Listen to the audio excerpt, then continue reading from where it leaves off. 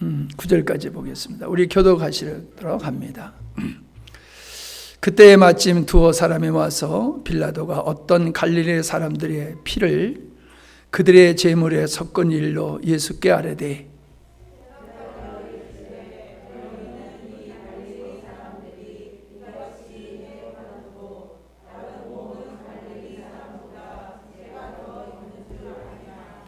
너에게 이르노니 아니라 너희도 만일 회개치 아니하면 다 이와 같이 망하리라.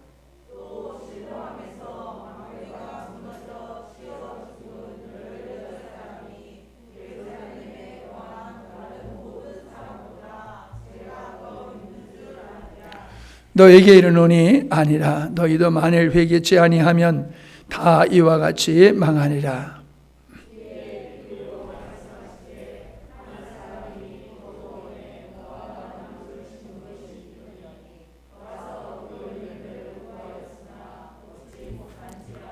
포도원 지기에게 이르되 내가 3년을 와서 이 무화과 나무에서 열매를 구하되 얻지 못하니 찍어버리라. 어찌 땅만 버리게 하겠느냐.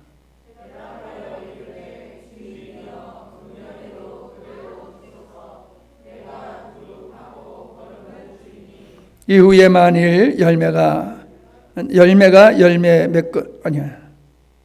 같이요.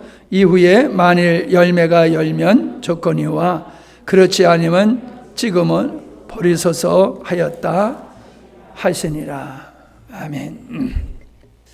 13장의 말씀을 우리가 이해하기에 앞서서는 12장의 말씀의 내용을 참고로 하는 게 중요합니다. 왜냐하면 13장을 여실 때에 주님이 기록된 말씀을 보면은 그때라는 말씀이 나오기 때문에 그렇습니다. 그러니까 앞에 어떤 상황과 연계되어서 주님께서 이 비유의 말씀을 하셨다라고 하는 것이지요. 자, 12장을 이렇게 한번 보시기 바랍니다. 12장을 보면은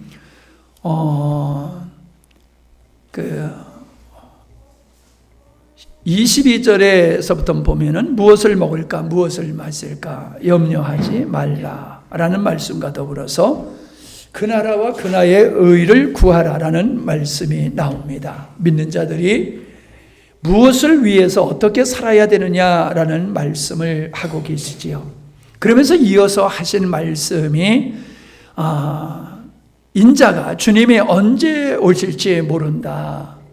그러므로 주인이 언제 와서 부르든지 그 부름에 응답할 수 있는 자세와 같이 그렇게 깨어 있어야 된다라는 말씀을 하고 계심을 보게 되어집니다.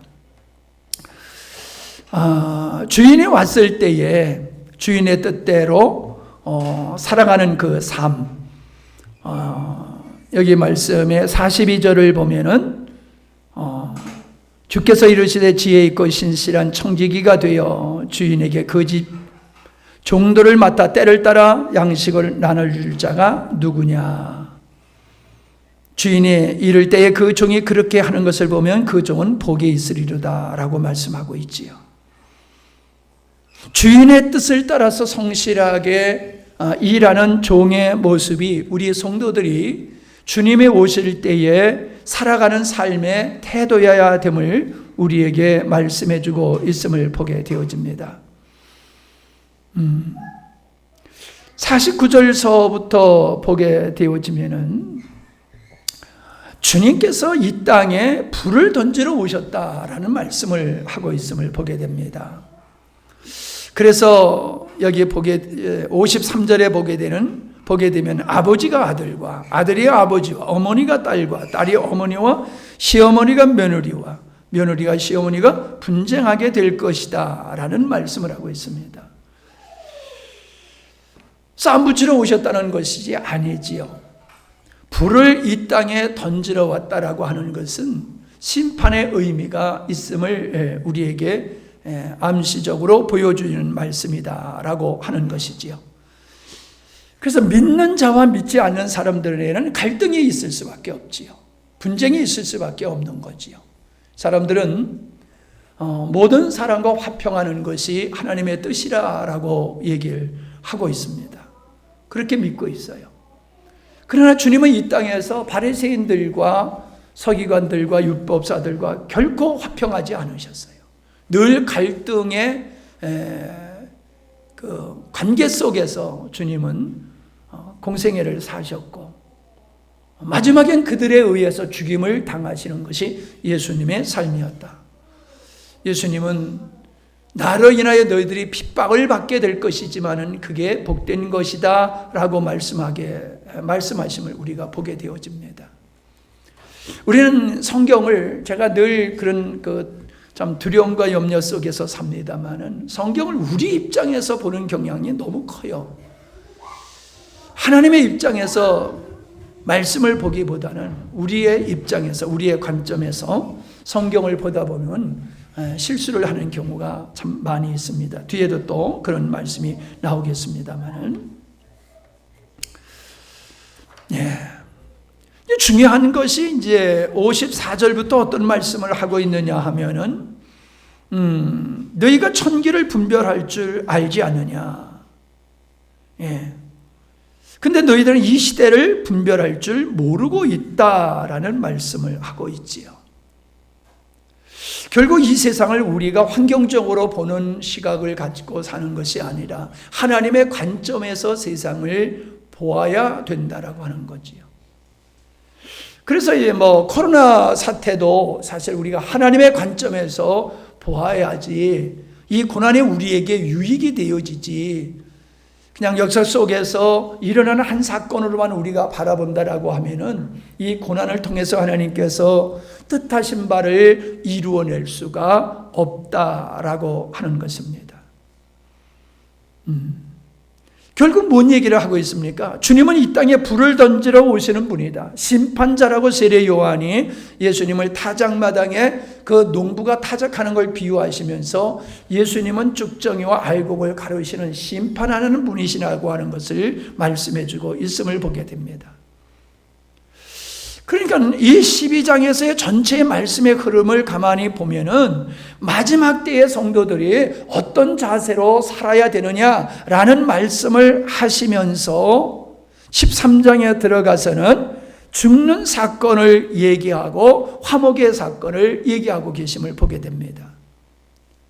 1절에 보게 되어지면은 갈릴리 사람들이, 어떤 사람들이 빌라도에 의해서 죽임을 당하게 됩니다. 그것도 제물을 드리다가 죽임을 당하게 돼서 그 제사를 드리던 사람이 죽음을 당하는 그 피가 제물과 함께 이게 섞이게 되어지는 사건이 있음을 보게 되어지고, 그 다음에 얘기하고 있는 것이 뭐냐면 실로암 망대, 수로를 건설하는 작업을 하던 사람들이 망대가 무너짐으로 말미암아 18사람이 거기에 압사되어서 죽게 되어지는 사건이지요. 사람들이 그것을 보고, 야, 저 사람은 특별히 어떤 죄가 많은가 보다, 우리가 알지 못하는 어떠한 죄를 짓고 있었나 보다, 그렇기 때문에 저렇게 죽임을 당하는 것이 아니냐라는 생각을 했다는 거죠. 오해라는 거지요. 하나님의 심판은 여기 그랬죠. 5절에 보면은 너희에게 이르노니 아니라 너희도 만일 회개치 아니하면 다 이와 같이 망하리라 그랬습니다. 이와 같이 망하리라. 그 앞에 사람들이 죽임을 당하는 사례를 가지시고 심판에 대한 말씀을 하고 있는 거지요. 심판이라고 하는 것은 죄를 많이 진 사람만이 받는 것이 아니다. 심판의 본질은 죄의 경중에 따라서 달라지는 것이 아니라는 것이지요. 작은 죄든지 큰 죄든지 그건 우리 입장이고, 하나님의 입장에서 봤을 때 모든 사람은 심판을 받을 수밖에 없는 존재라는 것이지요. 그런 사람들이 심판을 받지 아니하고 구원받을 수 있는 길이 바로 회개에 있다라고 말씀을 하고 있음을 보게 되어집니다. 자, 근데 여기서 아주 재미있는 말씀을 하고 계시지요. 홀이라도 갚지 아니하면은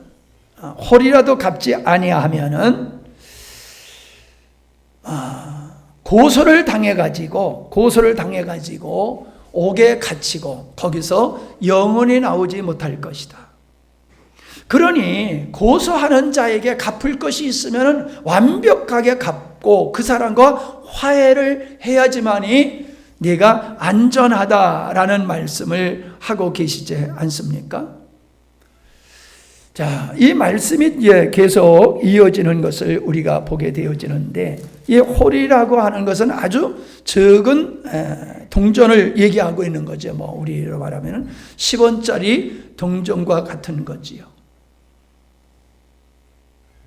자, 여기서 우리가 생각해 볼 수 있는 것이 뭐냐라고 하는 거예요. 누가 예수님께서 이 비유의 말씀을 하시는 이 비유의 말씀 중에서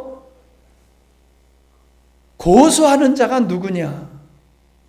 갚아야 되고 화해를 해야 된다는 것이 주님이 어떤 의도를 가지고 말씀을 하고 계시느냐라고 하는 거지요. 그것은 바로 주님께서 앞에서 말씀하신 것 같이 회개치 아니하면 너희들도 이와 같이 망하게 될 것이다, 심판을 받게 될 것이다 라는 말씀과 연계해서 우리가 이해를 해야 된다라고 하는 것이지요. 우리는 주님이 심판자라고 하는 사실을 알 때에 주님과 화평하지 아니하고는, 화해하지 아니하고는 우리가 영원한 멸망을 피할 수 없다라고 하는 것이지요. 그러니까 고소자라고 하는 것은 우리 주님이다라고 우리가 표현할 수 있는 거지요. 그리고 갚아야 될 그 적은 액수라고 하는 것은 우리가 하나님 앞에서 회개해야 될 부분을 얘기하고 있는 거지요. 사람들은 이렇게 생각해요. 회개를 철저히 하려고 그런다고 그래요. 회개를 철저히 하려고. 여러분, 회개하라고 그래가지고 사람들은 완벽하게 모두 철저하게 회개해야지 용서된다고 생각을 합니다. 우리의 죄가. 여러분, 우리가 죄를 지을 때에 죄인지도 모르고 짓는 죄가 참 많습니다. 그런데 우리가 멸망에 이르는 죄는 더더욱 그렇습니다. 사람들이 죄라고 생각하고 인정하고 동의하는 것은 윤리적인 죄, 사람과 사람과의 관계 속에서 빚어지는 그 죄를 사람들은 생각을 하거든요. 근데 그것 때문에 지옥 가는 게 아니잖아요. 아담이 지은 죄가 윤리적인 죄가 아니었잖아요. 도덕적인 죄가 아니었잖아요. 폭행을 한 것도 아니잖아요. 사기친 것도 아니잖아요. 하나님과 관계 속에서 하나님을 부정하고 자기 스스로가 신이 되어서 옳고 그름을 자기가 판단하는 그 하나님의 자리에서 하나님과 같은 영광을 누리며 살겠다고 하는 이것이 사망에 이르는 심판을 받는, 멸망을 받는 죄라는 거죠. 여러분, 멸망을 받는 사람들이 이것이 죄인 줄 알고 회개치 않는 사람들이 있을까요? 뭐 있긴 있겠지요. 그러나 대부분의 사람들은 자기가 멸망받아야 할 죄가 내가 어떤 죄를 졌는지를 모르고 있다는 겁니다. 그 사람들이 당신들이 회개치 아니하면 구원받을 수 없다라고 하면은 사람들은 기분 나빠하지요. 내가 무슨 죄를 그렇게 졌기어서 못된 죄를 졌기에 지옥 가느냐. 그들의 일반적인 생각은 아주 못된 짓 하는 사람만이 지옥에 간다고 생각한단 말이에요. 근데 성경에서 지옥 가는 사람은 못된 짓 사람이 가는 게 아니라 하나님을 부정한 사람이 지옥을 간다라는 사실을 모르고 그 죄가 가장 무서운 죄고 큰 죄다라고 하는 것을 사람들은 모르고 있다라고 하는 것입니다. 그러므로 회개라고 하는 것은 우리 스스로 회개하려고 해서 회개가 되는 게 아니지요. 죄를 죄로 인정하는 것이 회개의 첫걸음이라고 하는 거지. 내가 잘못했을 때 사람들은 잘못했습니다라고 인정하잖아요. 자기가 잘못했다고 하는 것이 인식이 안 되어지면 바득바득 내가 뭘 잘못했느냐고 계속 따지고 들지 않습니까? 아이들이 더욱 그렇잖아요. 네. 그래서 어른들은 내가 이런 것이 잘못된 거야 라고 하는 것을, 그가 잘못된 것을 가르쳐주고 그가 내가 잘못했구나 하는 것을 깨닫고 다시는 그 일을 하지 않도록 어른들이 노력하는 것과 같이 하나님은 우리가 멸망받아야 할 죄가 무엇인지를 사랑하는 자녀들에게 깨닫게 하신다는 거지요. 그게 로마서 2장 4절의 말씀이에요. 네가 하나님의 인자하심이 너를 인도하여 회개케 하심을 네가 알지 못하느냐라고 말씀하고 있어요. 하나님의 인도를 따라서 회개해야 된다는 거예요. 하나님이 우리의 눈을 열어주시는 거예요. 죄에 대하여, 세상에 대하여, 심판에 대하여, 의에 대하여 하나님의 눈을 열어주실 때에 비로소 이게 죄라구나. 그래서 가장 눈물을 많이 흘리고 회개하는 사람은 죄를 많이 지은 사람이 아니라 죄를 깊이 깨닫는 사람이에요. 그 사람이 가슴을 치며 회개하는 거예요. 죄 많이 진 사람이 콧물 눈물 흘리면서 회개하는 게 아니에요. 회개할 것이 없다고 하는 사람은 자기가 살아온 그 삶 속에서 십자가의 원수로 살아온 것이 무엇인지를 인식을 못하고 있는 것이지요. 여러분, 이게 극단적인 것이나 보편적인 것이나 많은 사람들이 내가 하고 있는 이것이 하나님이 얼마나 싫어하시고 하나님을 거절하고 대적하느냐라고 하는 걸 믿는 사람조차도 모른다는 거예요. 내가 죄로 인정하는 것은 사람들이 보편적으로 인식하는 그 범주 내에서 자기를 보는 거예요. 그러니까는 괜찮은 사람이잖아요. 도덕적으로 윤리적으로 그렇게 사람들에게 지탄받을 일 한 것 없고, 내가 다른 사람 마음 그렇게 아픈 게 한 것 없고, 주일이면 내가 예배당 가서 예배 드리고 11조하고 헌금하고 구제 헌금하고 성교 헌금하고 봉사하고 이만하면 되지 않느냐, 이런 생각을 갖고 있어요. 그래서 모든 믿는 사람이 나는 의로운 자다라고 생각하고 있지요. 그런데 여러분, 이런 거와 똑같은 생각을 가지고 살았던 사람들이 누굽니까? 그게 바리새인들이에요. 자기들 기준에서, 자기들이 세운 기준의 그 잣대를 가지고 자기들을 봤을 때에 자기들은 상당히 의로운 자라는 것이지요. 그러나 실상은 그들이 하나님을 사랑함이 없고 복음을 받아들이지 못하는 자기의라고 하는 그런 망가진 토양을 가지고 있었다라고 하는 것을 보게 되어집니다. 자, 그런데 주님께서 이제 무화과 나무의 이야기를 하는데 포도원에 무화과 나무를 심었다는 거예요. 네. 그러니 여러분, 얼마나 혜택을 입는 겁니까? 포도나무는 포도주를 짜기 위해서, 포도를 얻기 위해서 정성 들여서 가꾸는 과수잖아요. 이스라엘 백성들에게 있어서는 이 포도나무라고 하는 거, 무화과 나무라고 하는 것은 특별한 존재다라고 하는 겁니다. 그래서 성경에서는 이스라엘 백성들을 가리켜서 포도나무다, 그렇게 성경은 말씀하고 있음을 보게 되어집니다.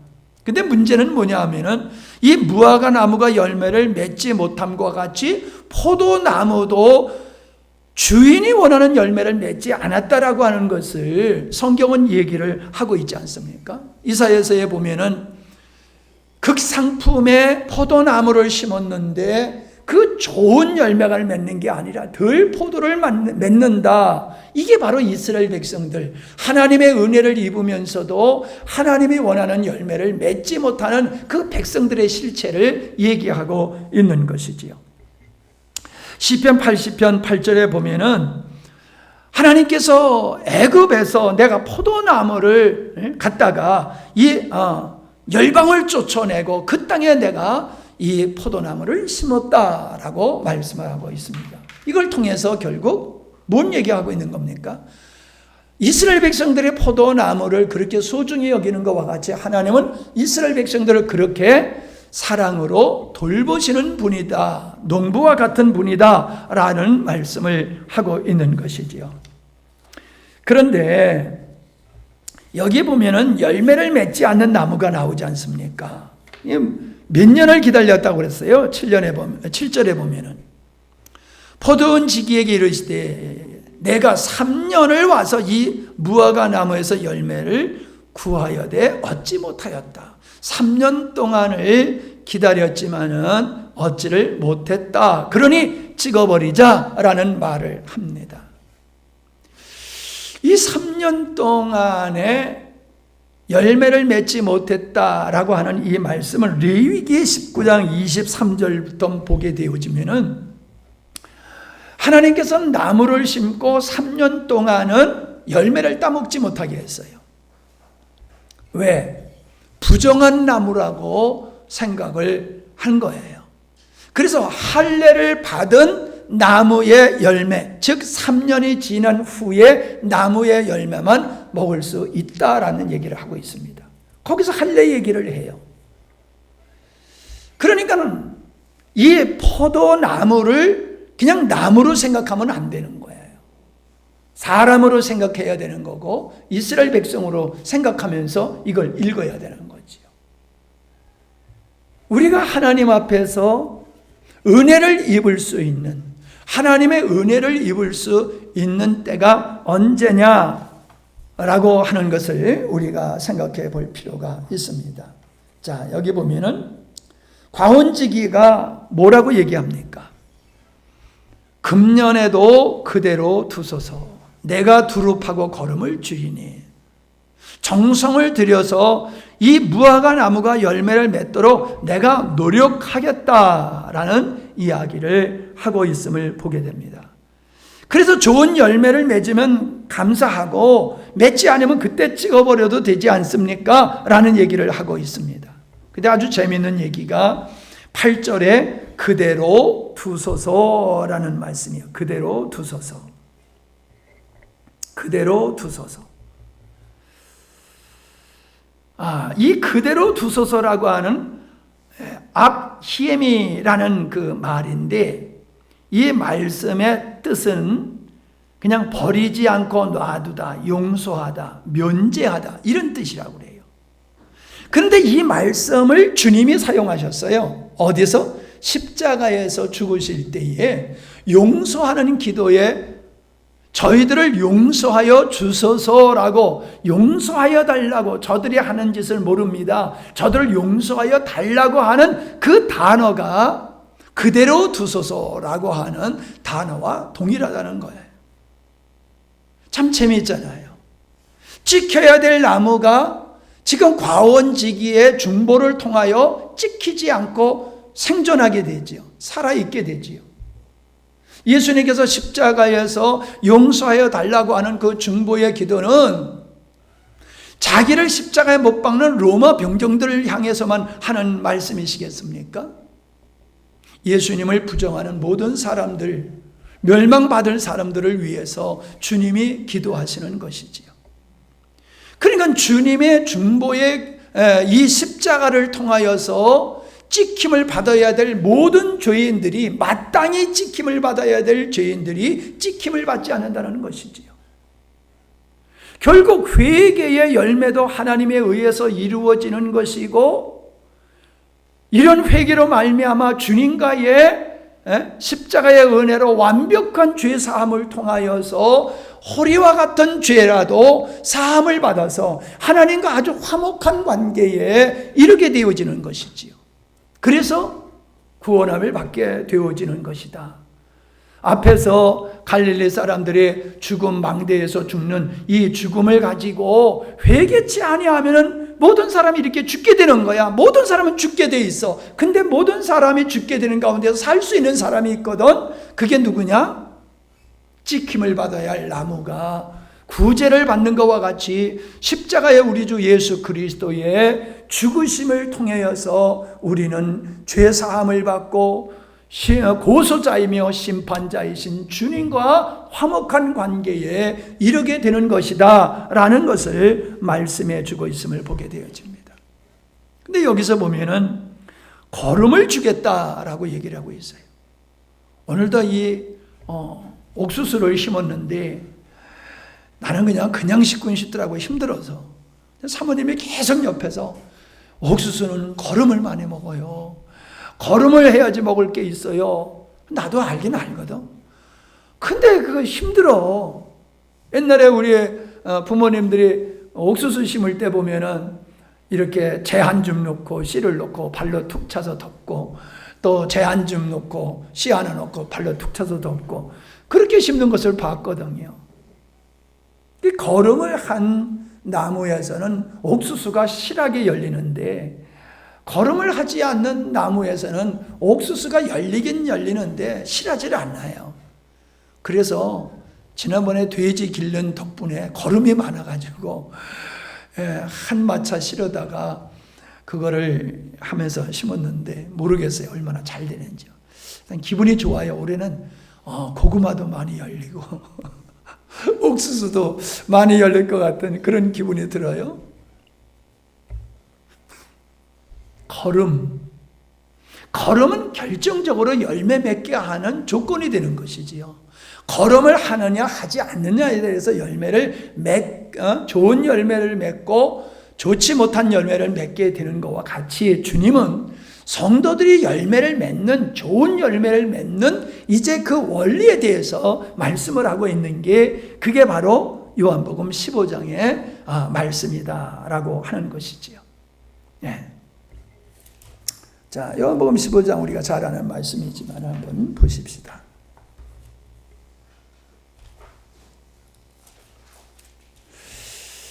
자, 나는 포도나무고 내 아버지는 농부다. 물은 내게 붙어 있어 열매를 맺지 아니하는 가지는 아버지께서 그것을 제하여 버리시고 무릇 열매를 맺는 가지는 더 열매를 맺게 하려 하여 그것을 깨끗게 하시느니라. 제가 이 오늘 말씀을 묵상을 하고 준비하면서 참 이래서 두려워요. 우리가 글을 읽을 때에 틀린 글씨를 틀린 대로 읽습니까? 바르게 읽습니까? 글을 읽을 때에 틀린 글씨를 바르게 읽어요? 틀리게 써 있는 대로 틀리게 읽어요? 이게 어려운 질문이 아닌데 뭐 이렇게 심각해요? 사람은 틀린 글씨도 바르게 읽어요. 설교를 준비해 놓고요, 틀린 글씨를 찾으려고 그러면 안 보여요. 왜요? 내가 썼기 때문에 항상 오른쪽으로 읽지 틀린 거를 발견을 못해요. 남이 봐야지 내가 쓴 글에서 틀린 글자가 이게 잘 보이더라고요. 이 성경을 보더라도 우리 정서 속에서 성경을 보는 거예요. 결론을 지어놓고 본론을 보는 거예요. 그러다 보니까는 우리가 잘못 결론 지어놓은 것을 가지고 성경을 보다 보니까 성경을 오해하게 되어지는데 그게 2절 말씀이에요. 여기서 제하여 버린다라고 하는 말씀이지요. 우리는 이 제하여 버린다는 말씀을 어떻게 이해를 합니까? 찍어버린다는 식으로 이해를 하죠. 찍어버린다. 제하여 버린다. 찍어 불에 던지운다. 이런 개념으로 우리가 읽습니다. 문맥으로 봐도 그래요. 근데 우리가 크게 오해한 거예요. 찍어버린다는 의미가 아니라 들어올린다는 의미예요. 들어올린다. 그러니까 여기 보세요. 재미있잖아요. 무릇 내게 있어 열매를 맺지 아니하는 자, 무릇 내게 있어, 내게 붙어 있어, 내게 붙어 있어라고 그랬지요. 그죠? 그러면 가지가 줄기 안에 붙어 있으면은 저절로 열매를 맺는다고 그랬지요. 노력해서 열매를 맺는 게 아니라 가지가 줄기에 붙어 있기만 하면은 노력의 산물이 아니라 붙어 있는 관계로 인하여 열매는 자동적으로 맺어진다고 그랬잖아요. 그잖아요. 뒤에서 그 말씀을 하고 있잖아요. 4절 내 안에 거하라 나도 너희 안에 거하리라. 가지가 포도나무에 붙어 있지 아니하면 스스로 열매를 맺을 수 없음과 같이 너희도 내 안에 있지 아니하면 그러하리라. 나는 포도나무에 너는 가지라. 그가 내 안에 내가 그 안에 거하면 사람이 열매를 많이 맺게 되는 것이다. 아주 당연한 것이라고 말씀하시잖아요. 근데 2절을 우리는 그렇게 안 읽고 있었다는 거예요. 뭐예요? 2절에서 뭐라고 말씀하고 있어요? 내게 붙어 있어. 붙어 있다는 거예요, 주님께. 그러면 어때요? 붙어 있으면 어떻게 해야 되는 거예요? 열매를 맺어야 돼요? 맺지 말아야 돼요? 열매를 맺어야 되는 거란 말이에요. 근데 열매를 못 맺는단 말이에요? 이건 있을 수 없잖아요. 그런데 뒤에 말씀이 그거예요.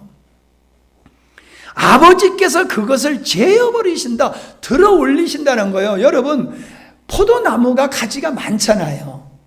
많은 가지 속에서는 햇빛을 보는 가지도 있고 햇빛을 보지 못하는 가지도 있지요.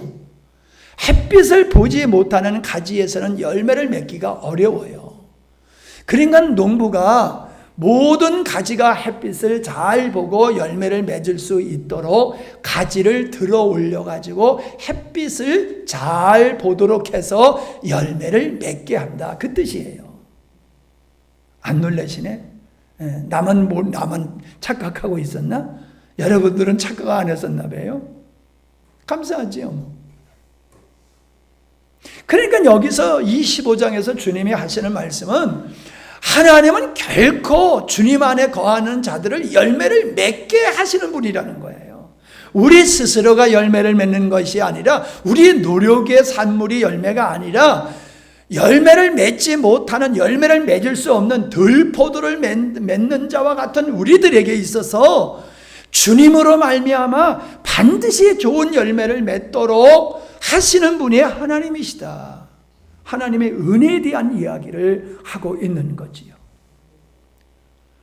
더욱이 이어서 말씀하시는 건 뭐예요? 열매를 맺는 가지는 어떻게 한다고 그랬어요? 깨끗게 한다. 물은 열매를 맺는 가지는 더 열매를 맺게 하려 하여 그것을 깨끗게 한다. 쉽게 얘기하면 여기서 깨끗게 한다라고 하는 것은 정결케 한다라고 하는 이 말인데, 결국 이 상황으로 얘기하면 어떤 의미냐면은 가지치기를 하는 거예요. 가지치기. 쓸데없는 영양분을 먹어가지고 그 열매들이 부실하게 열매를 맺지 않도록 실하지 않는 가지들은 다 제거를 해가지고 좋은 가지에서 열매를 잘 맺도록 가지치기를 농부들이 하잖아요. 그 얘기를 하는 거예요. 하나님은 우리들이 주님이 원하는 믿음의 사람으로, 구원의 백성으로서 이 땅에서 열매를 잘 맺을 수 있도록 우리에게 은혜의 손길을 늘 펼치시는 분이 주님이시다라고 하는 것이지요. 자, 근데 우리가 여기서 중요한 게 뭐냐 하면은 우리 스스로가 열매를 맺으려고 한다는 거예요. 물론 그분이 뜻을 이제 그 말씀을 이제 지금은 달리 말씀을 하시는지 모르지만은 진짜 우리 한국교회 원로이신 목사님이세요. 그분 얘기하면 모르는 분이 없어요. 근데 그분이 성령의 열매는 인간의 노력으로 맺는 거다라는 설교를 쭉 하시더라고요. 저는 그걸 보고 너무 참 마음이 아프고 답답했어요. 여러분, 열매는 나무가 가지고 있는 그 나무의 영양분이 가지로 와서 가지에서 맺어지는 거거든요. 그냥 사과나무가 가지고 있는 성향이 사과라는 열매로 맺어지는 거거든요. 그러니까 육체의 열매는 육체라고 하는 죄라고 하는 죄악이라는 열매를 맺어내고, 내 안에 생명이신 예수 그리스도가 성령으로 말미암아 우리의 인격과 우리의 성품과 우리의 삶을 통해서 성령의 성향인 성령의 열매를 맺어지는 거거든요. 그러니까 가지 스스로 열매를 맺는 게 아니라, 가지가 나는 사과 열매를 맺어야지, 나는 배 열매를 맺어야지. 그래서 한 해는 사과 열매를, 한 해는 배 열매를 맺는 게 아니란 말이에요. 올해가 배면은 내년에도 죽을 때까지 배를 맺는 것은 배가 가지고 있는 그 나무의 성분을 자기가 열매로 맺어내는 것밖에 없다는 거지요. 성령의 열매도 마찬가지예요. 우리가 노력으로 성령의 열매를 맺어내는 게 아니라, 내가 주님 안에 붙어 있고 농부이신 주님께서 주님 안에 있는 우리로 하여금 열매를 맺도록 은혜 안에서 생명의 역사를 이루심으로 말미암아 열매가 맺어진다는 거죠. 그러니까 사람이 변화가 안 된다라고 하는 것은요, 그건 은혜 안에 있지 않다는 얘기죠. 주님의 은혜 안에 있으면 반드시 열매를 맺게 되어 있다는 거예요. 근데 열매를 안 맺는다라고 하는 것은 농부이신 하나님의 은혜를 못 입고 있다는 거예요.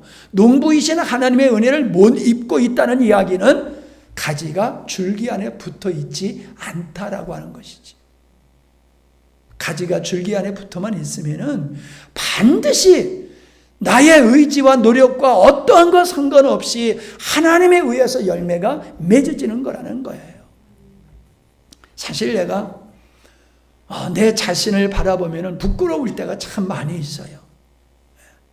오늘도 저쪽에서 고구마를 싣고 있는데 사모님이 오셔가지고 늦게 와서 왜 늦게 왔는 거요? 그랬더니 새참해 주느라고요. 그래서 아니 상일꾼은 여기 있는데 누구를 새참해 줬다는 거요? 그랬더니 집사님들이 올라와서 풀을 베고 있다는 거예요. 내가 그 얘기를 듣는 순간 아차 하는 거예요. 왜? 틀림없이 내가 애주중지 길른 화초 저거 다 벨 거다. 아닌가 달라 올라와서 봤더니 일부는 살려놓고 일부는 다 베버렸더라고. 수고하셨어요. 목사님이 정성으로 가꾸는 건 여러분은 열심히 베느라고 수고하셨으니 애는 썼어요. 내가 이 얘기를 해야지 하면서 말을 미루다가 미쳐 이걸 화초를 내가 가꾸는 거니까 이 화초는 베지 말라고 얘기를 한다고 그러면서도 미루다 내가 미쳐 말을 안 했어요. 그러니까 여러분의 잘못은 50%예요. 50%는 내 잘못이요.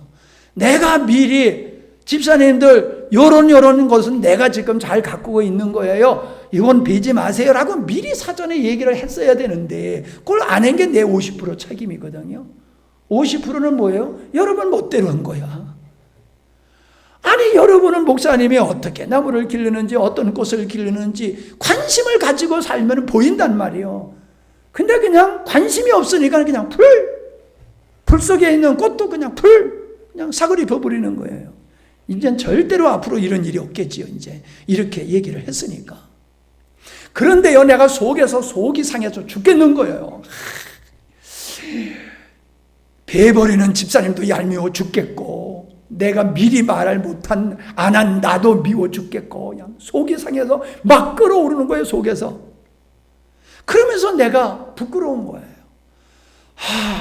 머리를 깎아도 잘못 깎고 나면 성질 내다가 이제는 잘못 깎으면 다음에 또 나면 길러지 그때 깎으면 되지. 이러면서 열을 안 내는 것 같이 올해 베풀었으면 내년에 또 나오면 되는 거지. 이러면 되는데 왜 그렇게 내가 속상해하고 하는지 모르겠어요. 그게 나예요. 그게 인간이에요. 그게 죄성이에요.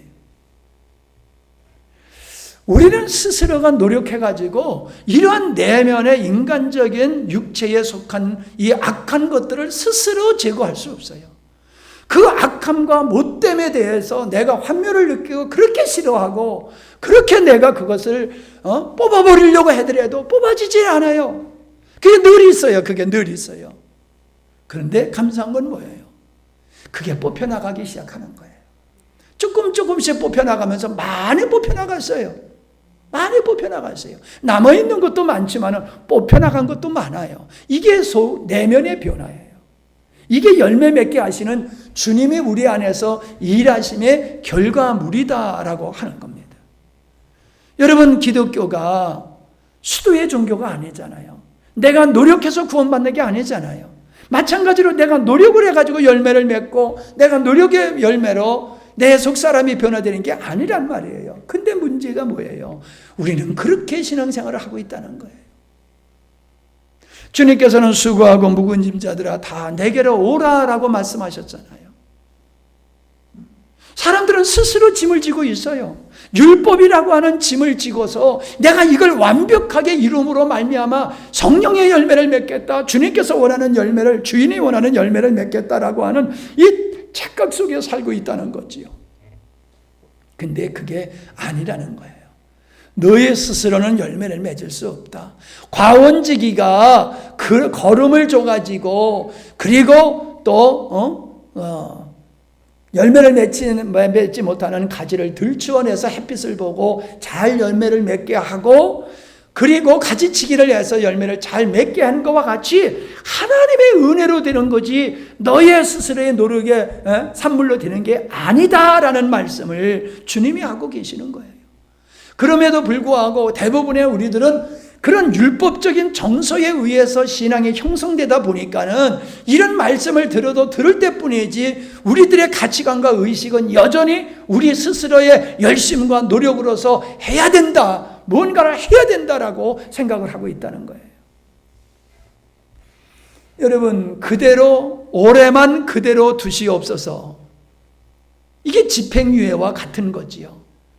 법에서 법관이 판결을 할 때에 이 사람은 죄는 이만한 형벌을 받아야 된다라고 하면서 집행유예를 해요. 그러면은 형벌을 안 받아요. 그 기간 동안 동일한 죄를 짓지 아니하면은 그냥 그건 벌을 받지 아니고 그냥 넘어가는 거란 말이에요. 근데 그 중간에 죄를 졌다. 그러면 그 지은 죄와 앞에 집행유예로 보류시켜 놓은 형벌과 다 그걸 다 받아야 되는 거란 말이지요. 우리는 그러한 존재와 같이 생각한다는 거예요.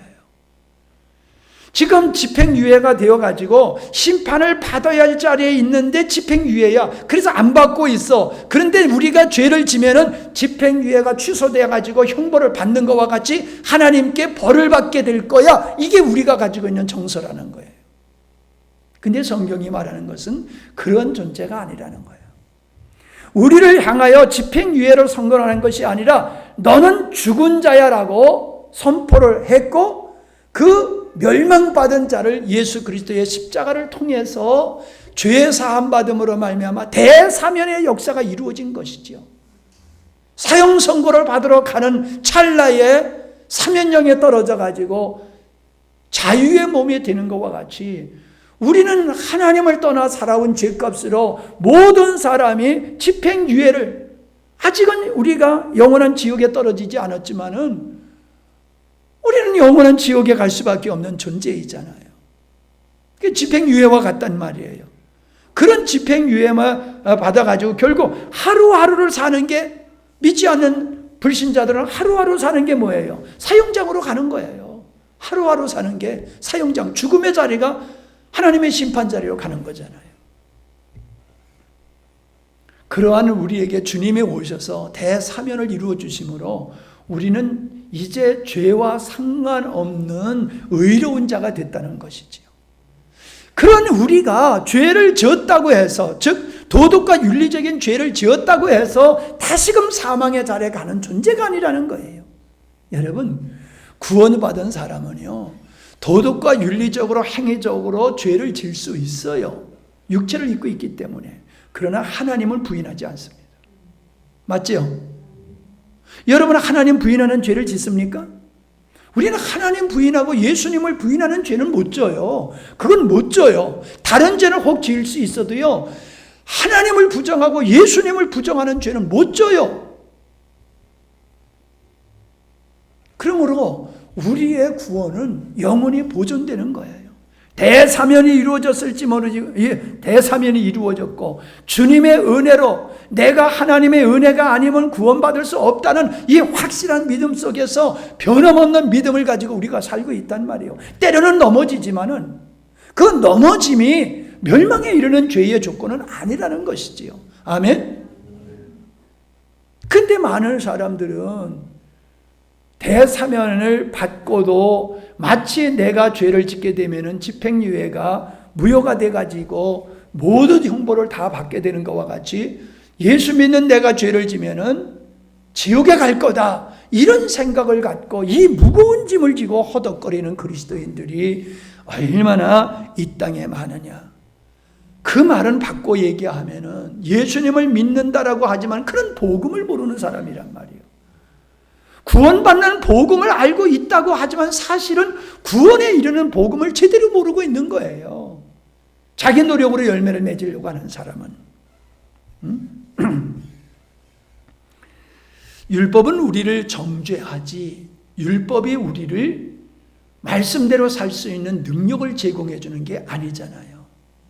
그래서 사도 바울은 율법을 옛 남편으로 비유하고 예수님을 새 남편으로 비유를 하셨잖아요. 로마서 7장에서. 그래서 어떻게 했어요? 옛 남편이 잘못된 건 아니지만은 옛 남편이 요구하는 대로 살아낼 수가 없는 게 여인인 것과 같이 성도들은 율법이 요구하는 대로 살 수가 없는 존재라는 거죠. 그러므로 남편으로부터 자유하는 길, 율법으로부터 자유하는 길이 뭐냐? 죽음으로 떠나는 거예요.